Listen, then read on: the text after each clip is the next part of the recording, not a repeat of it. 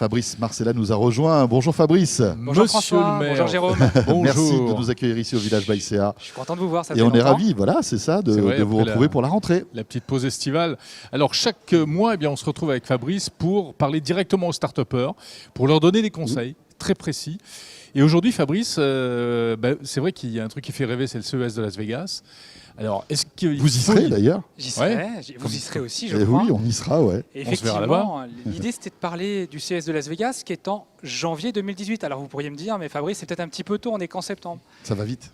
Mais au-delà du fait que ça aille vite, en fait c'est peut-être même un peu trop tard. Si je suis une start-up et que je souhaite exposer, ça va être un petit peu compliqué. En tout cas, il faut peut-être y penser pour l'année prochaine. Ah, il faut s'y prendre combien de temps à l'avance? Ah, écoutez, pour juin-juillet, c'est le meilleur moment D'accord. pour pouvoir réserver. Mais il reste peut-être encore quelques places et c'est ce que je vais essayer en tout cas de vous faire découvrir aujourd'hui.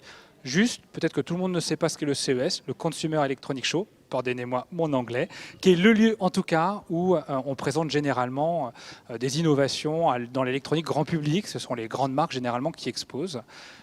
Et puis sinon, mais c'est devenu aussi un peu l'endroit où les startups françaises, les startups du monde entier font leur show, présentent leur innovation. De Et on plus en sait que plus la de France startups, ouais. est vraiment très présente, fait partie des pays les plus représentés en termes de startups à Las Vegas. François, 200 startups françaises l'année dernière sur les 600 startups qui exposaient. Génial. Je rappelle juste qu'en 2014, c'était 50 startups françaises. Hein. Mhm. Donc on voit qu'il y a une dynamique incroyable aujourd'hui sur la présence des startups françaises et de l'écosystème startup français. Alors, Alors- comment on fait pour aller à Las Vegas quand on est une petite start-up?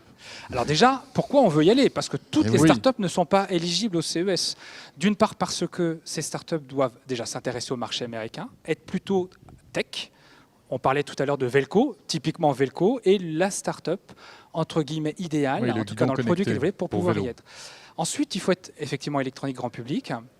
Et autre élément important, il faut être sélectionné par l'organisateur. C'est un des seuls salons où finalement, il ne suffit pas d'avoir envie d'y aller, encore faut-il être sélectionné par Il ne suffit pas l'organisateur. de payer pour y être. Non, il ne suffit pas de payer pour y être. C'est-à-dire qu'il faut que l'organisation du CES nous dise « Ok, vous venez Il y a tout, Pour un, présenter, tout un d'accord. questionnaire Ah oui. où il ne faut surtout pas se tromper lorsqu'on répond, au risque d'être disqualifié sans pouvoir revenir en arrière. Donc là, il est extrêmement important, lorsqu'on le fait, de ne pas le faire seul. Alors, vous me demandiez tout à l'heure comment faire pour y être. On peut certes vouloir y aller seul, mais de nouveau, je le déconseille. Je le déconseille d'une part parce qu'on n'a pas le retour d'expérience des autres entrepreneurs lorsqu'on y va. On ne bénéficie pas non plus de toute la médiatisation comme on pourrait l'avoir si on partait avec une structure ou une autre. Le village, mais il y a la Poste qui est présente, la French Tech qui est présente. On voit bien qu'il y a toute cette dynamique-là qui permet d'amplifier et d'accompagner l'entrepreneur au moment de Alors cet pourtant, événement. nous les journalistes, je peux vous dire qu'on arpente toutes les allées. Enfin, pas toutes malheureusement, mais quand même beaucoup d'allées. Mais c'est vrai qu'il y a des choses qui peuvent nous échapper, Ouais, c'est c'est certain. un Il y en a peu- tellement, c'est impossible Ah oui, de les bien voir. sûr.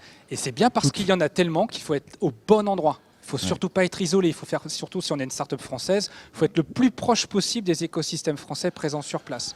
Donc pour y aller, soit j'y vais seul, je le déconseille, soit j'essaye de m'inscrire dans une délégation, soit portée par les organismes publics, mais comme je vous l'ai dit, c'est peut-être un petit peu trop tard, parce que c'est sur concours, ou des organismes privés. Il y a de nombreuses délégations privées organisées par les grands groupes, Donc des grandes entreprises des grandes qui entreprises, emmènent les startups qui dans leur emmènent les bagage. startups là-bas. Oui, ça peut être le cas d'Engie aussi. Le KDNJ, tout à fait, qui a sur le Récapar, qui est le lieu où il faut être quand on est une start-up, hein, qui emmène avec elle des start-up. Alors, ce qui est aussi important à avoir en tête, c'est que lorsqu'on est là-bas, on va toucher certes le marché américain, mais en fait, on va toucher aussi tout l'écosystème français. Alors, Bien c'est sûr. assez étonnant. Il faut aller à Las Vegas pour toucher les entreprises françaises, pour toucher des clients français. Ah ben, on parle plus français qu'anglais à certains endroits du Et CES. ça m'arrange bien parce que mon anglais n'est pas génial. Mais effectivement, pas besoin de savoir parler anglais pour aller au CES. En fait, ce qui est intéressant, c'est que tous les grands groupes envoient leurs dirigeants là-bas.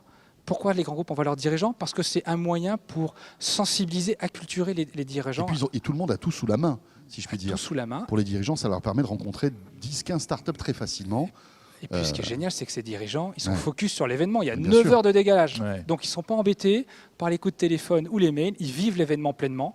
Il n'y a Ils pas de sont à fond dans le protocole. truc. Les échanges sont extrêmement simples. Oui, c'est-à-dire qu'un petit, un petit patron de start-up peut très facilement rencontrer le grand patron d'une Le grande numéro grande 1 boîte d'une boîte du CAC et 40 sans problème. lui accorder un quart d'heure pour discuter avec lui. Et C'est sans ça. protocole et de façon très simple. Mhm. On vit quasiment toute l'année sur les échanges précieux que l'on a dans ce type d'événement.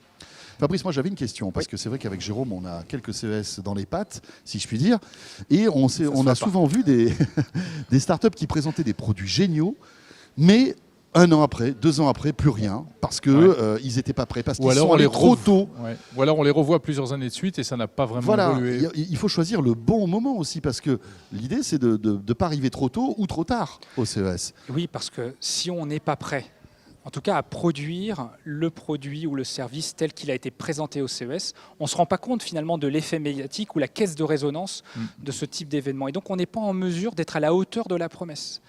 Donc attention à y aller au moment où le produit est prêt à être commercialisé dans les mois, enfin dans les 3 mois qui suivent, j'allais dire. Oui, donc le produit est quasiment, prêt. Voilà, Ouais. quasiment prêt. En fait. Sinon, Il suffit d'appuyer sur un bouton brûler pour y les aller. ailes. Quoi. On peut se brûler les ailes, tout à fait. C'est vrai que nous, on a vu ça plusieurs fois, hein, des idées géniales et Ouais. qui, voilà, les mois passés, on voyait jamais rien arriver, quoi. D'autant plus que c'est un investissement pour la start-up. Ça coûte Combien cher, ça coûte le CES. Alors, si on y va seul, il faut compter à minima entre 4 000 et 5 000 euros le stand, plus ensuite le billet, l'hôtel et la nourriture, donc 3 000 euros par personne pour y être. Donc 5 000 plus 3 000 fois 3 généralement. Je conseille aux entrepreneurs de venir à minima à 3 pour pouvoir réellement profiter du Pour faire les CES. 3-8. Pour faire les 3 en tout cas, il y en a un qui fait le rabatteur, Eh oui, un bien autre qui sûr. prend les visiteurs et un autre qui va répondre aux journalistes, par Ouais. exemple. Donc Et c'est plus tu 25 000 euros déjà. Ouais. Voilà, si donc on est à 3. c'est un investissement et quand on a une start-up, 25 000 euros, Eh oui. C'est beaucoup. c'est beaucoup. Donc il faut rentabiliser cet événement. Et si on y va avec un groupe comme par exemple le Village ou avec Engie ou avec La Poste, c'est Alors, moins cher? À titre d'exemple, le village, comme les autres grands groupes, fournissent gratuitement le stand ou à un prix vraiment dérisoire pour quelques frais, en tout cas, que peut avoir le grand groupe. Et alors, Fabrice, est-ce que vraiment ça vaut le coup d'aller au CES quand on a une start-up? Le retour sur investissement. Alors, je pense que ça vaut le coup à partir du moment où on y va au bon moment et que l'on est bien accompagné. Il faut être coaché pour y aller.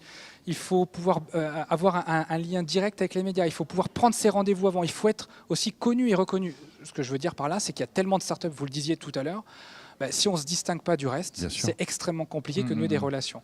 Donc ça vaut le coup à partir du moment où c'est bien préparé, qu'on s'inscrit dans une dynamique et que cette dynamique soit accompagnée par des spécialistes du sujet. Et là, faire preuve aussi de créativité. Hein, vous qui êtes start-up, il faut Ouais. attirer l'œil, attirer le. Mais pas de bullshit, s'il mais vous pas plaît. de bullshit. Hein, on n'aime pas le bullshit. Non, c'est clair. Il faut trouver le juste milieu. Hein.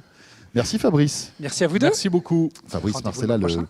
maire de ce village. Voilà, ce village startup est terminé. C'était pas mal. Menu chargé. On se retrouve dans un mois pour découvrir de nouvelles innovations et de nouvelles startups françaises sur 01net TV. Et merci de nous suivre. À très vite.